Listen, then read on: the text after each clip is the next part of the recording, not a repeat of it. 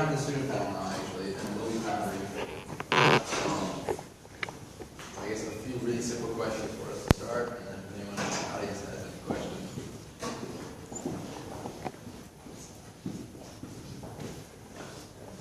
Yeah, that's what the panel will be with. Yeah.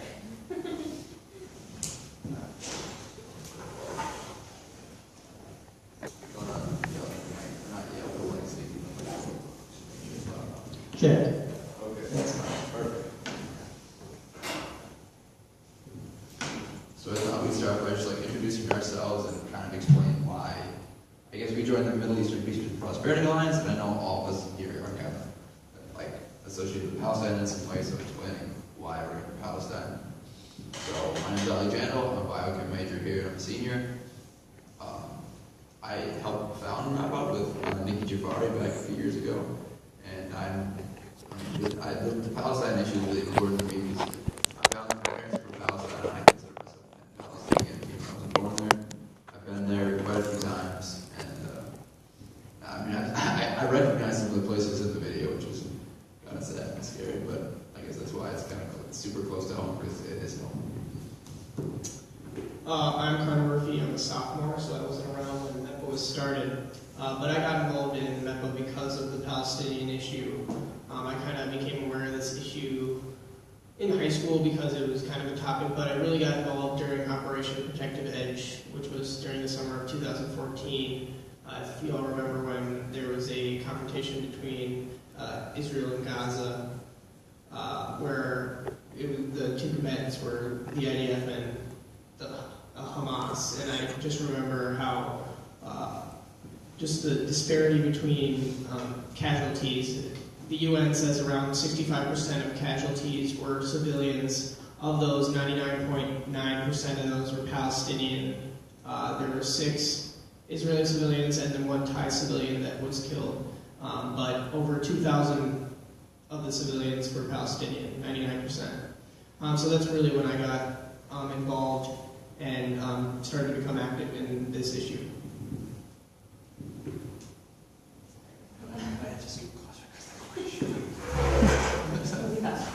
So my name is Molly Clark. I'm also a sophomore, so I wasn't here when that was started. And we had the privilege of being super active in it last year because of scheduling problems. But this year, I'm super excited. So I'm currently studying law, politics, and society and international relations with a concentration in Middle Eastern studies. And so this is kind of what I study, period. And I think that the Palestinian issue is particularly important because of the implications it has for international law, human rights law, and so that's mostly why I care about it, because I think that all people have the right to live happily and safely and pursue a good life for their children, and I think that this is not being pursued effectively in Palestine. And so that's kind of why I'm here. I'm Emma. I'm a senior, and I study broadcast news journalism, and I also was one of the founding members of MEPA with Nikki and Ollie. And Rachel Corey actually is my cousin, and I've kind of grown up hearing her story. And when I was in junior high, I read her book for the first time, and it was really moving to me to have that kind of personal connection with her story. And I think she really motivates me as an activist to take a step to stand up for what's right and what's just. And I actually want to make documentaries, so seeing things like this really motivates me as well. But yeah, that's basically why I'm here too.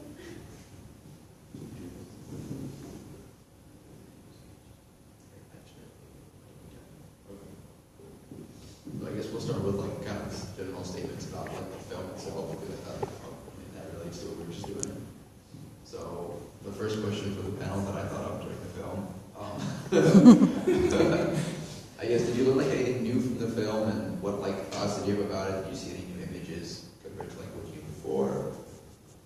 I guess for me personally, I've seen the tail end of this film before, so I guess it's not completely new, but this film kind of pointed out the childhood psychology effects, and I've read it in other studies just how like such a high percentage of children have, like not just like the lack of will to live, which is pretty like bad in itself, but like diagnosed PTSD and stuff like that.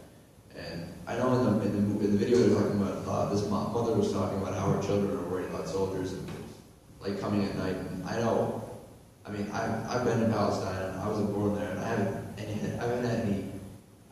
seen like a few things, but nothing like these kids have seen, like their parents being beat up. But even when I was there, I still remember sleeping at night hoping that no one would knock on the door and like in the middle of the night, which was a completely normal thing. People would like tell me that it wouldn't happen, but I know I was always terrified that it would still. And it happened to our neighbors, and it happened to my family before, never to me. So I guess that was like one of the most like unique images of this video, I suppose. Yeah, I had never seen this documentary before, so it was pretty enlightening. Most of my knowledge about Israel has been post. This film came out in 2006. I did not know much before this, so I've known about the Gaza blockade, which started in 2007. So just kind of this prior knowledge got fleshed out more. But also watching this film as an American is kind of interesting because a similar process has happened here on this land. This is land that was once we dubbed them the Iowa people. They were called Lakota. But Des Moines, this is not European land. This was Native American land or indigenous land. And it's kind of interesting seeing this process in Israel as well. It's also interesting watching it as an American since we're also culpable for funding some of these atrocities that are occurring in Israel. So I thought that was interesting. Yeah. I also had never seen this video before and kind of came from like the opposite background. I know a lot more of like the historical information leading up to like the creation of the state of Israel and what happened after that. And like basically I've been paying attention to the news since I was in high school, so there's that middle gap that was kind of closed for me, which I really appreciated learning. But I think probably one of the most striking parts of this documentary was the kind of metaphor they draw between occupation and prison. And for me, I just kept thinking about the plight of racial oppression here in the United States, and how many people speak out against that. And so for me, I kind of was seeing a relationship between the oppression that the United States does here at home and then the oppression that the United States supports abroad. And so my wish is that obviously gets turned around, and I guess that's where future actions come in. Well, I have seen this documentary before, but I think what is most powerful to me is to kind of, what sticks out most to me is the section where the little girl is talking about how she doesn't get to play with her toys anymore. Why did they take my toys? Why did they take my clothes? And I think it's just so powerful to hear from a child so young to have such strong emotions about it and to be able to express that so fluently. I think that kind of just expresses like how thoroughly this occupation affects all parts of society, that a little girl that young is so strongly affected by this. And I think that is the most powerful way to hear a story like that, because it's one thing if you read about it in a textbook or hear a professor talking about it, but I think to have a conversation with a person that's directly affected by this kind of oppression and occupation can really open up your mind, and I think it really gives you a different perspective and speaks to you emotionally.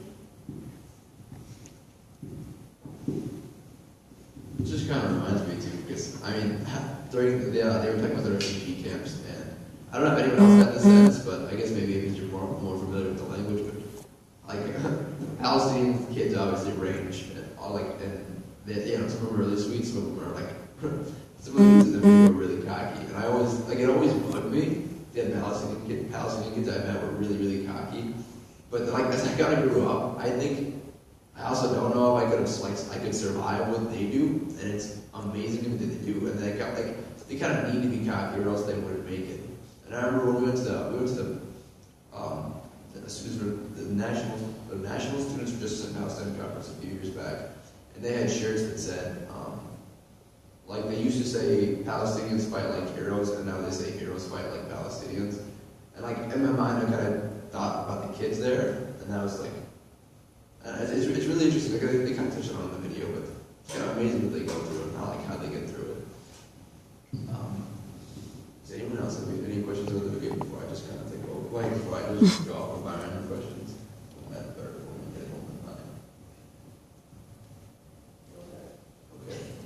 Okay, so I feel like I just had one and I'm blinking.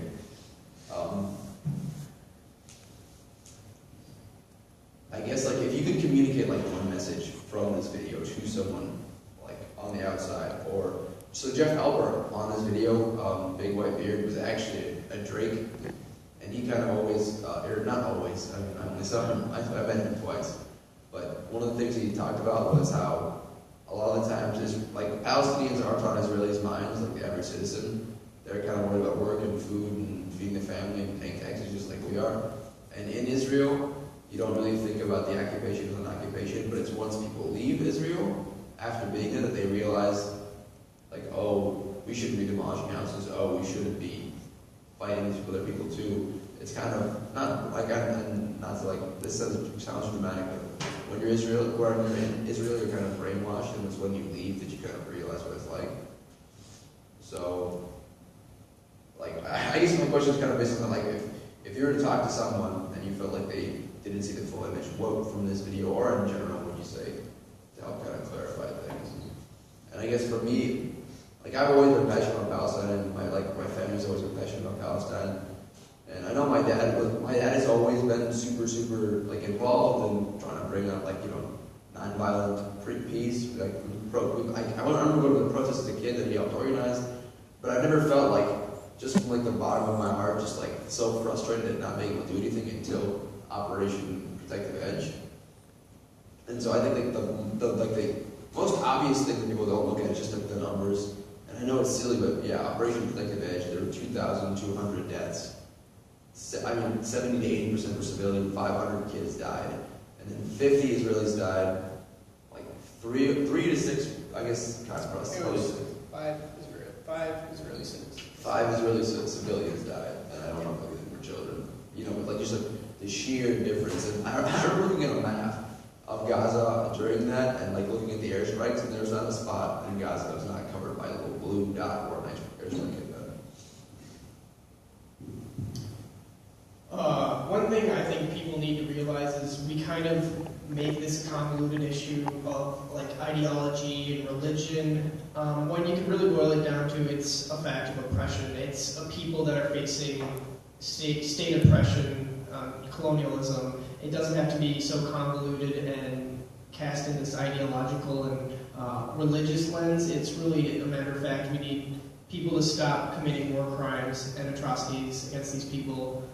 We need them to be able to get resources and not block resources into places like Gaza, where they're known to do calorie counts, with the Israeli government saying that they can have, blocking the amount of food that can go into Gaza, saying that they can get about 2,300 calories a day that they can get into Gaza. So it's really, I think people need to shift the lens from this ideological and religious framework that we kind of cast in a biblical and Judeo-Christian light, and kind of move towards the idea that this is a human rights issue. That's what I think people need to understand. Yeah, as one of the girls said on the video, being against this isn't anti-Semitic, it's anti-Zionist, and I think that there's a very big difference. Not all Jews support the occupation of Palestine, and not everybody else is automatically opposed either, so classifying it in such broad terms isn't necessarily helpful for anyone. It's simply a matter of being able to see and empathize with other people and attempting to change what needs to be changed. I think going along with what you're saying, it's kind of hard to see that if you're living in the United States or in the Western world, because of the terminology that the media uses, it's really easy to kind of dehumanize Palestinians. And I work for the media, and I understand the language that we use, and I think it would be really easy to shift shift the conversation to focus on giving Palestinians humanity and talk about how they don't have their basic human rights met. But instead of doing that, we change the conversation and we take things out of context to kind of distort the situation and shift to the victims might be. So I think the first step is kind of shifting the conversation in the media to focus more on humanizing all people on both sides of the conflict as well. Yeah, I was gonna say that. So I appreciate you guys being here. We don't want to keep you guys too long, so just gonna have everyone say if anyone wants to say anything, like a last idea before we open up to questions. So for me, I guess it's really simple. Like I don't know if people assume that because I'm Palestinian. Like some of my friends joke with me, like, "Oh, you're Palestinian, like you hate Israel." I have friends that are like Jews, and we're great friends. I have friends that are Israeli. We're great friends. It's not about hating Israel. Like, and I hope, people word things wrong or not the way they want to, or the media words things differently. But it's not about hating Israel. It's about kind of protecting humanity. If it was up to me to decide, I wouldn't want to kick anyone out. I want to be fair to everyone. And so that's a really important part to remember about this is we're not, you're not taking the Palestinian side. You're kind of taking the human side. And you're kind of, we're not trying to get rid of the state of Israel. In that sense, we don't want to wipe it off the map. We want to remove all the borders in between, kind of. And so, and I guess, and this is silly because I assume everyone knows this, but my family has preached nothing but love and peace. And my Palestinian family, everyone I've met in Palestine has always been preaching love and peace. So, and most of the Israelis I've talked to preach love and peace. So it's kind of a human issue, like I said. Okay, awesome. Does anyone in the audience have any questions for us?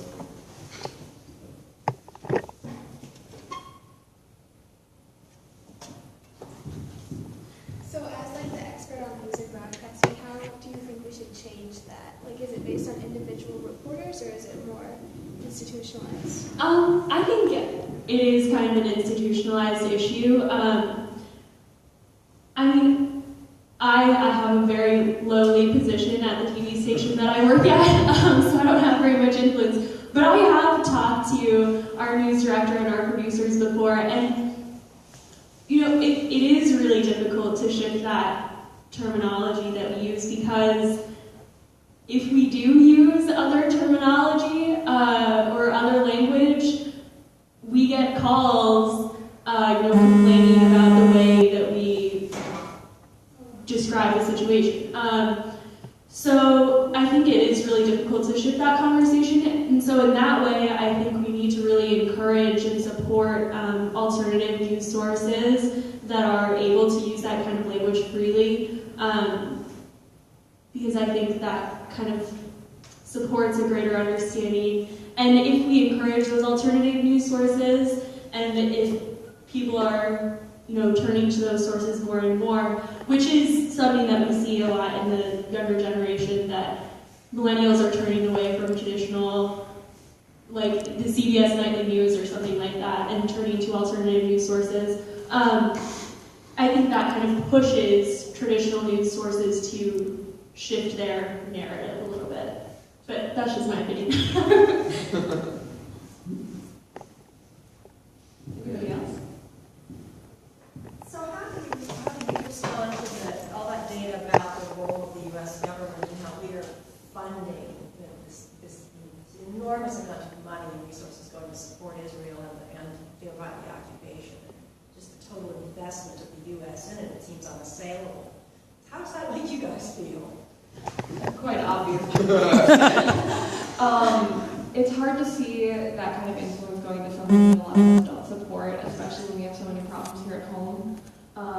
If we look at poverty in children and how many people can't eat food or get a good education.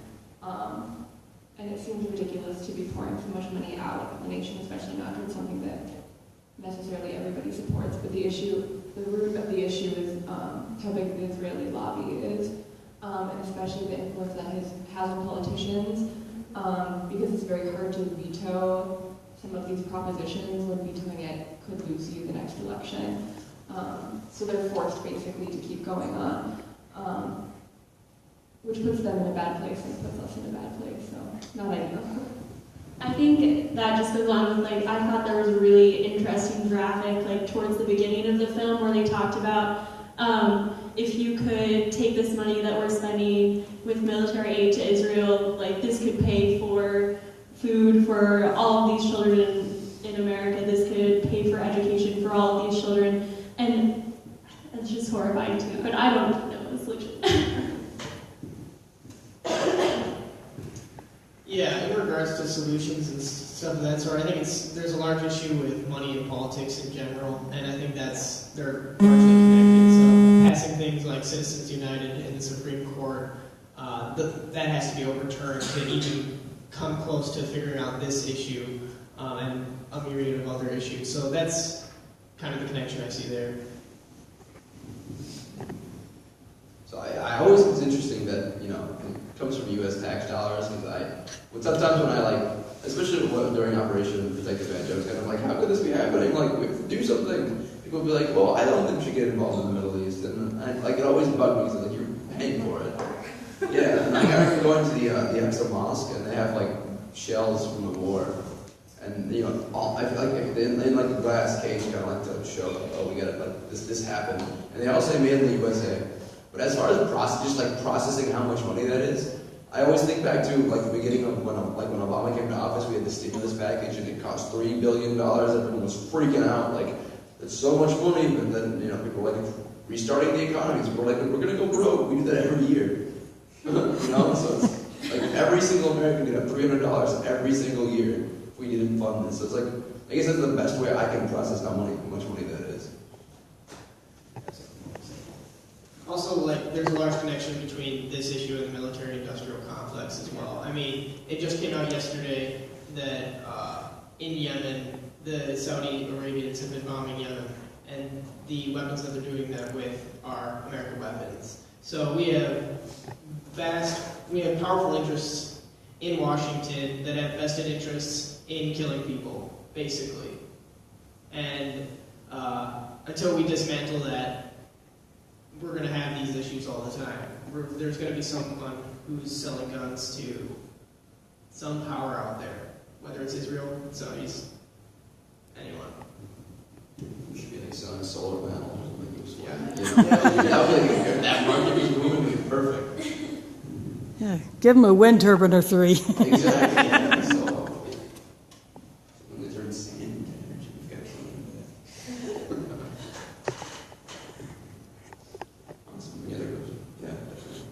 What do you see is the future of BDS, and do you think that it should go beyond? Now it's largely student-led on campuses across the country. Do you think, and groups outside of the university level are taking off with this? Do you think that there's a future in the BDS just getting out of the student community and in just to wider society?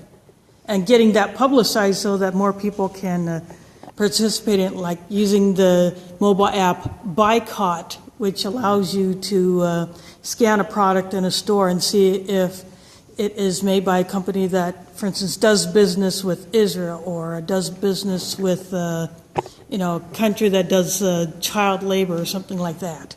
Yeah, and actually I use that app all the time. But for me personally, when I see BDS, I think I've heard disagreements about it. Some Palestinian leaders do not think it's a good idea, but in general, the best solution to a problem is a nonviolent solution. And there's several different types of power according to some lecture I went to, and one of them being military power, one being monetary power, and then one being moral power. And Palestinians and the world, military power is not going to work in this situation. And then moral power, will hopefully work to some extent, but it's been limited thus far. And so it's kind of that monetary power that's kind of the next best thing, and that's kind of what BDS gets at. Conflict what fuels conflict sometimes is the sale of arms and things like that, you know? And when you take the money out of occupation, when you take the money out of being inhumane, that makes being humane way more tempting. So I see a big future in it. In Reykjavik, recently in Iceland, the city council passed a BDS resolution. Sadly, it was rejected by the mayor. But I think that's where we need to go with things like BDS. We need to do it on our campus and get our endowments out of funding Israeli occupation. But we also need to institutionalize this within our governments and make it shouldn't just be an individual, you know, you're not buying Israeli goods. That's awesome, but it's not going to do as much as if we institutionalize this policy and start taking real dollars out of Israeli occupation. And these things in Reykjavik and Iceland, that gives me hope that people are moving towards a direction where we can institutionalize policies like BDS. Yeah, my only concern is with the amount of money that the Israeli lobby has, whether the future of this program would actually be that effective. I am hopefully optimistic.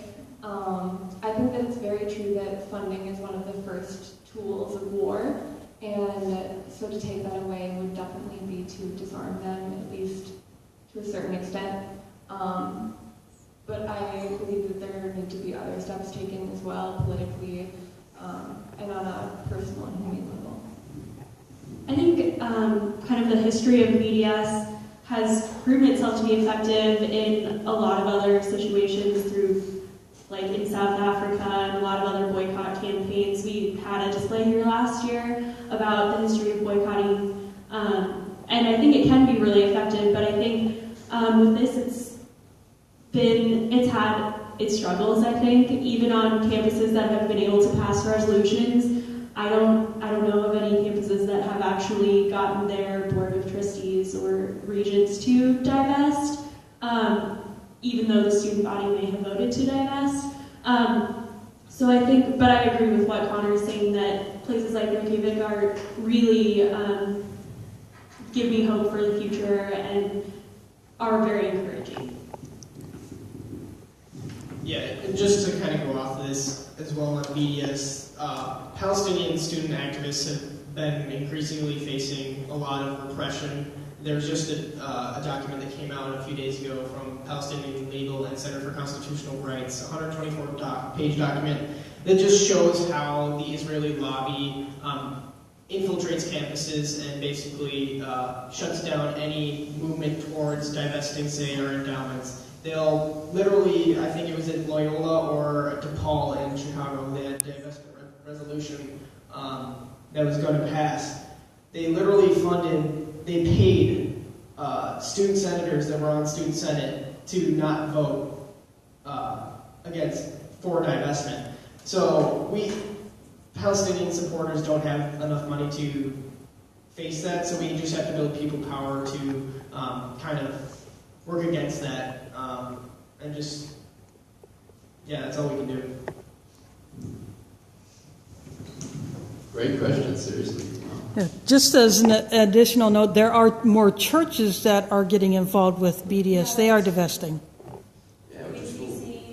Yeah, the Unitarians, a large part, and some others that I do know of. Yeah, and I like, as I mentioned in the video too, and I like how churches have been getting involved, but it kind of shows it's not a religious war, it's not religion versus religion, it's just, you know, it's like a government versus the people, or people versus the people, but it shouldn't be.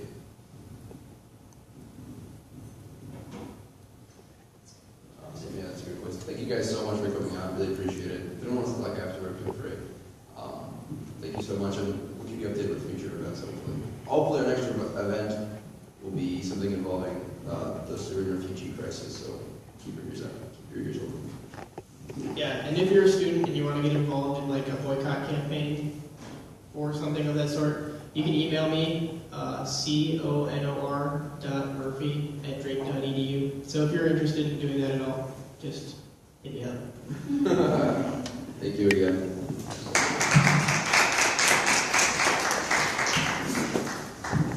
When I get home, I'm going to put this up on YouTube for later viewing, and then you can Again, the name of the documentary is called Occupation 101. So that'll be it for tonight, and thanks for watching. I'll see you on the streams.